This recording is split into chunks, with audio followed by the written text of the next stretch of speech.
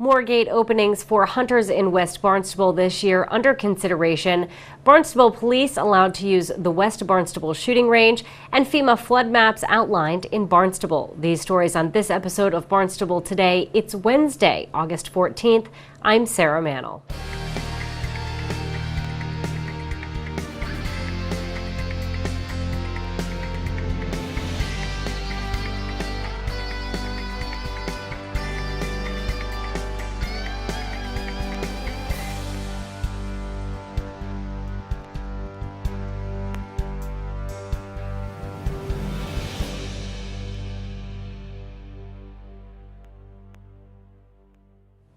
The Conservation Commission is considering a request by a group of hunters that would have the gates to the West Barnstable Conservation Area open more frequently during hunting season.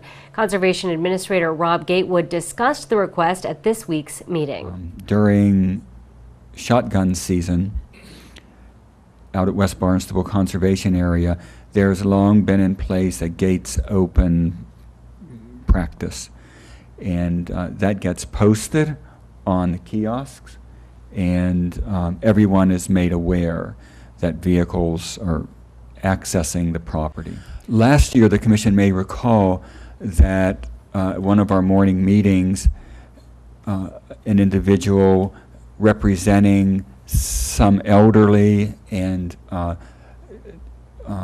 mobility impaired individuals asked the Commission for consideration of an additional 1 week open gates for vehicles in black powder season. Now, black powder season. As it stands, the West Barnstable area already has an open gate policy in place for the December hunting season.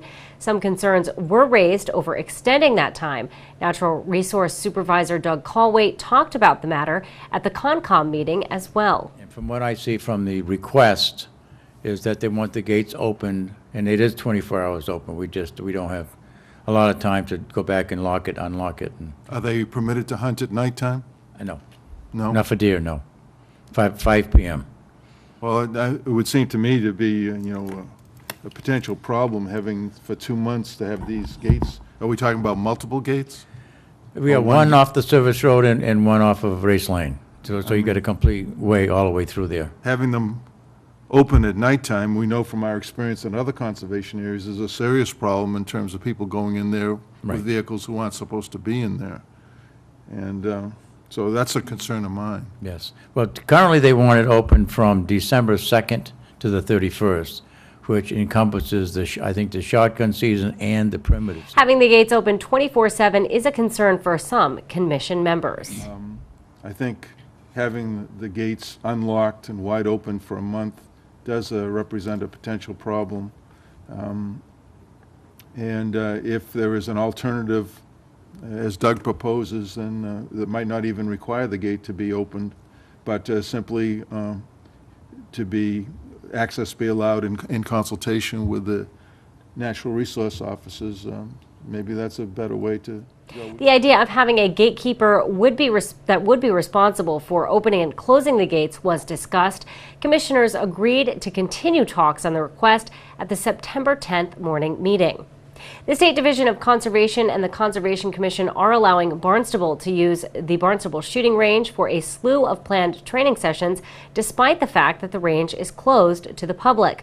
Barnstable Police Sergeant Mike Damery appeared before the CONCOM earlier this month to explain the department's needs.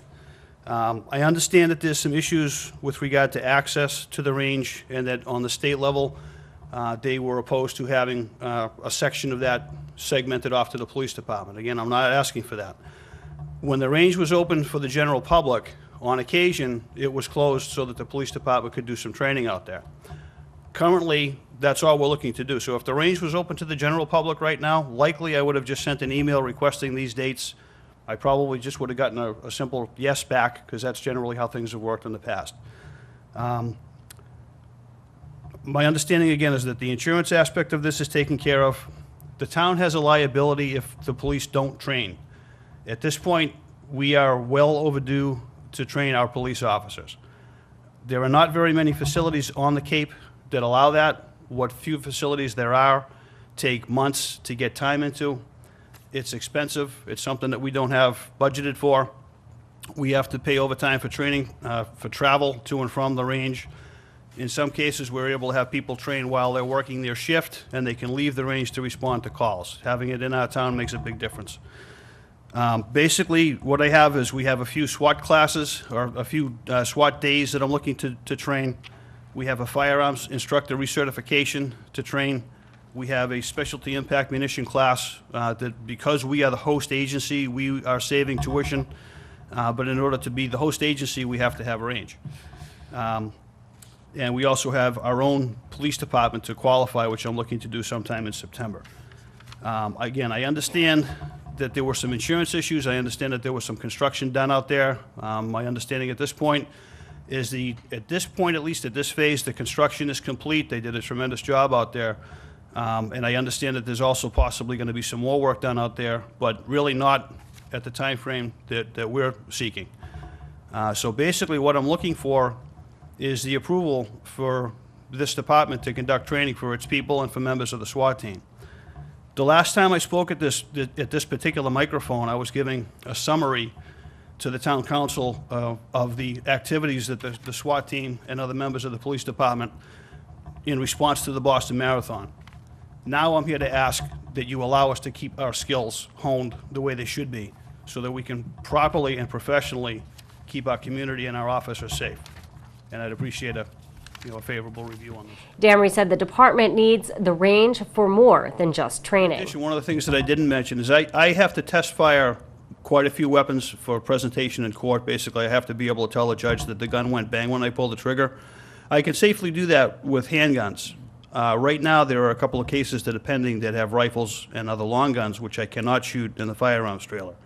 I need a safe place to do that. If you heard shots fired at the range yesterday, it was because the SWAT team training was on the schedule. Instruction and trainings are also scheduled for September 16th through the 20th and September 23rd through the 26th. The Conservation Commission and town leaders continue to work to sort out new safety procedures and hope to reopen the range to the public by the end of the year.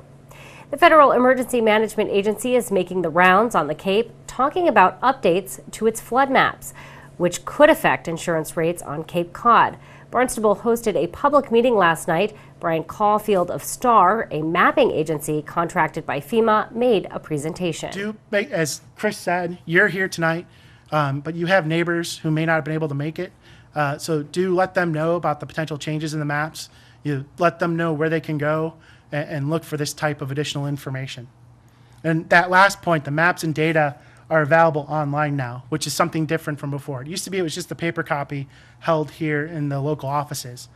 So as Chris said, you can go to msc.gov and drill down. The other option is if you do FEMA.gov and type in preliminary flood hazard data, all one word, you can get to this website. If you click on that preliminary flood hazard data icon, you then can drill down to Barnstable County and figure out what your flood insurance rate maps are, as well as the flood insurance studies. So it's all the technical backup information is provided, or not all of it, just the database. So if someone has Esri capabilities, which I'm sure everyone has on their local home computer, you would just be able to download the databases and actually look at the floodplain maps or the shape files that define the floodplains.